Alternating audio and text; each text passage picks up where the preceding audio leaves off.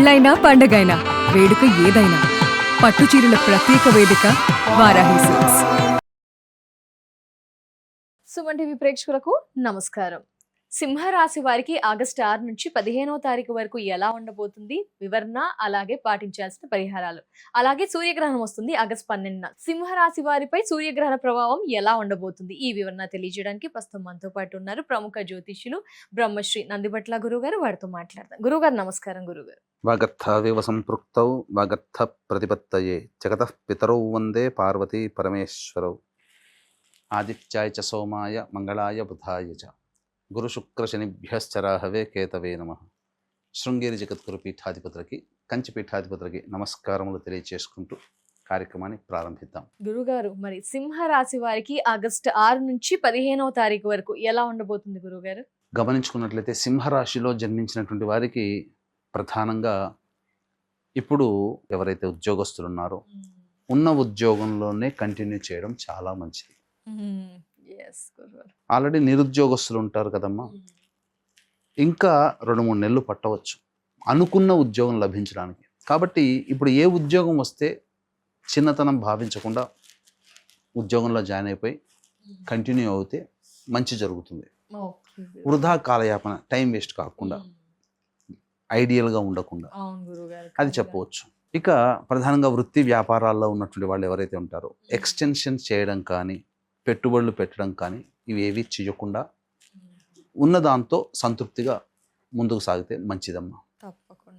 ఇక ప్రధానంగా దైవ కార్యక్రమాలు చేసే అవకాశాలు ఎక్కువగా ఉంటుంటాయి. ఇక ఖర్చులు కూడా అధికంగా ఉంటుంటాయి. స్టాక్ మార్కెట్స్లో కానీ, ఫైనాన్స్ రంగంలో ఉన్నటువంటి వాళ్ళు నష్టపోయే అవకాశం ఉంటుంది. కాబట్టి జాగ్రత్తలు పాటించాలి.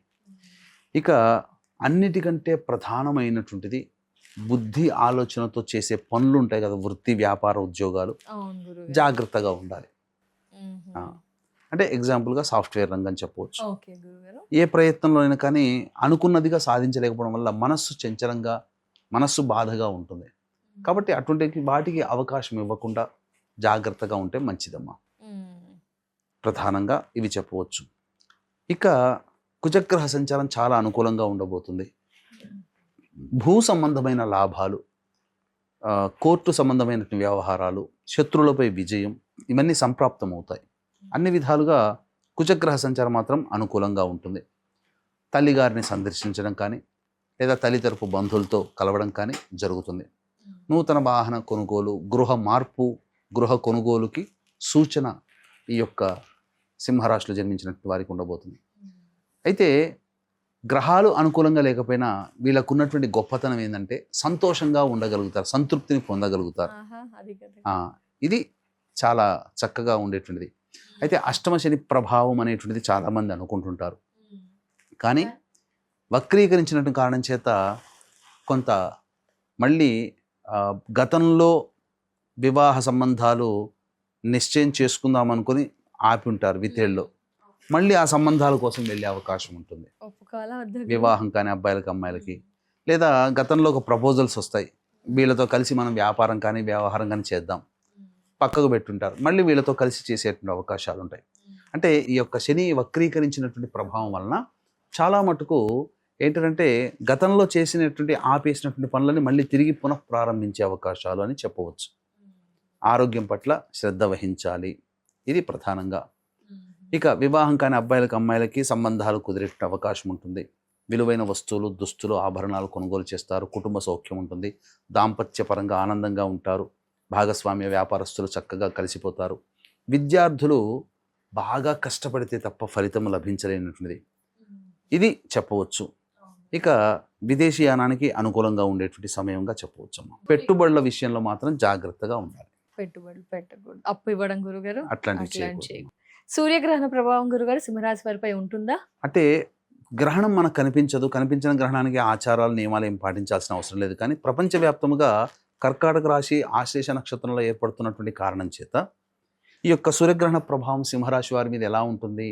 అనవసరమైన ప్రయాణాలు చేయాల్సి వస్తుంది, ఖర్చులు అధికంగా ఉంటాయి, మనస్సు సంతోషంగా ఉండదు, ఎప్పుడు కూడా జిగ్జాగ్ లాగా ఉంటుంది, సంతోషంగా లేని పరిస్థితి. ఇది రాబో 1-2 నెలల వరకు కూడా, అంటే రాబో 45 రోజుల వరకు కూడా దీని ప్రభావం అనేటువంటిది ఉంటుంది. దీనివల్ల ఏంటి, మంచి మంచి నిర్ణయాలు తీసుకోలేకపోవడం వల్ల ఇబ్బంది పడుతూ ఉంటుంటారు. నిర్ణయ శక్తి తగ్గుతుంది.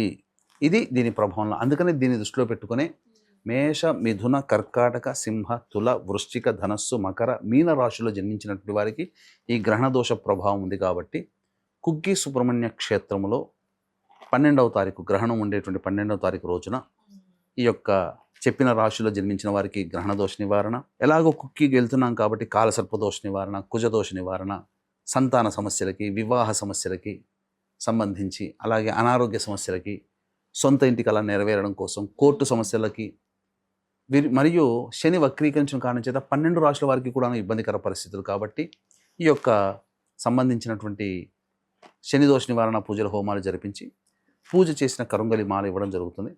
అవకాశం ఉన్నటువంటి వాళ్ళు 12వ తారీఖు రాత్రి 8 గంటల లోపల స్క్రీన్పై కనిపిస్తున్నటువంటి నెంబర్కి కాంటాక్ట్ చేసి గోత్రనామాదులు నమోదు చేసుకోవచ్చు. గురుగారు, మరి సింహరాశి వారికి ఆగస్టు 6 నుంచి 15వ తారీఖు వరకు ఆదాయ వ్యయ ఖర్చులు, మానసిక స్థితి ఎలా ఉండబోతుంది గురుగారు? ప్రధానంగా 6వ తారీఖు రోజున సంతాన మూలకంగా విభేదాల, ఖర్చులు, సమస్యలు పెరుగుతాయి. అలాగే ఆస్తి సంబంధించినటువంటి చర్చలు జరుపుతారు. కోర్టు సంబంధమైన వ్యవహారాలు కూడా కొలిక్కి వస్తాయి. తండ్రి గారి ఆరోగ్యం పట్ల శ్రద్ధ వహించాలి. ఖర్చులు అధికంగా ఉంటాయి. ఆరోగ్యం పట్ల శ్రద్ధ వహించాలి. ఇక 7, 8, 9, 10 ఈ తేదీలలో అన్ని విధాలుగా బాగుంటుంది. రాని బాకీలు వసూలవుతాయి. ఖర్చుకు మించిన ఆదాయం లభించడం ద్వారా సంతోషంగా ఉంటారు. ఉద్యోగంలో చేస్తున్న వృత్తి వ్యాపారాల్లో పేరు ప్రతిష్టలు ఉంటాయి. ఊహించని విధంగా లాభం చేకూరుతుందని చెప్పవచ్చు. ఇక 11, 12, 13 ఈ తేదీల్లో మాత్రం ఖర్చులు అధికంగా ఉంటాయి. మనస్సు ప్రశాంతంగా ఉండదు. దూర ప్రాంత ప్రయాణాలు చేసే అవకాశం, ఎలాగో గ్రహణం కూడా ఉంది కాబట్టి కాస్త జాగ్రత్తగా ఉండాలని చెప్పవచ్చు. 14, 15 తేదీల్లో మాత్రం ఇక పెండింగ్లో ఉన్నటువంటి పనులను పూర్తి చేసుకుంటారు. అలాగే విందులు, వినోదాలు, కుటుంబ సభ్యులు ఆనందంగా గడుపుతారు. ఆదాయం కూడా చాలా చక్కగా ఉంటుందని చెప్పవచ్చు. ఏం పరిహారాలు చేయాలి గురుగారు సింహరాశి వారు? సింహరాశి వారు ప్రధానంగా ప్రతిరోజు కూడాను సూర్యుడికి నమస్కారం, సూర్యాష్టకం 6 సార్లు పారాయణం చేయడం, విష్ణు అష్టోత్తరం 3 సార్లు, కాలభైరవాష్టకం 3 సార్లు పారాయణం చేయడం ద్వారా చాలా మటుకు సమస్యల్ని కంట్రోల్ చేసుకోవచ్చు. ఎలాగో గ్రహణ దోషము సింహరాశి మీద ఉంది కాబట్టి కుక్కి సుబ్రహ్మణ్య క్షేత్రంలో ఈ మేష, మిథున, కర్కాటక, సింహ, తుల, వృశ్చిక, ధనస్సు, మకర, మీన రాశిలో జన్మించిన వారికి శని దోష నివారణకి, కాలసర్పదోషము, సర్పదోషము, అలాగే సంతానము దోష నివారణకి, వివాహాలకి సంబంధించి, సొంత ఇంటి కళ నివారణ కోసం జరుగుతున్నటువంటి పూజాది కార్యక్రమాల్లో గోత్రనామాలు నమోదు చేసుకోవచ్చు. 12వ తారీఖు రోజు రాత్రి 8 గంటల లోపల గోత్రనామాలు నమోదు చేసుకోవచ్చు. తప్పకుండా. ధన్యవాదాలు గురుగారు. నమస్కారం. సర్వం శ్రీ ఉమామహేశ్వర పరబ్రహ్మార్పణమస్తు. సో చూసారు కదా, గురువుగారు చెప్పిన పరిహారాన్ని పాటించండి, మెరుగైన ఫలితాలని పొందండి. అలాగే గురువుగారి ఆధ్వర్యంలో సూర్యగ్రహణ సందర్భంగా ఆగస్టు 12న నిర్వహించే కుక్కి సుబ్రహ్మణ్య క్షేత్రంలో ఆ క్రతువులో మీ గోత్రనామాదులు నమోదు చేసుకోవాలి అనుకుంటున్నారు కదా, స్క్రీన్ పై నెంబర్ కనిపిస్తుందండి. మిగతా వివరాలని తెలుసుకోవచ్చు. నమస్కారం.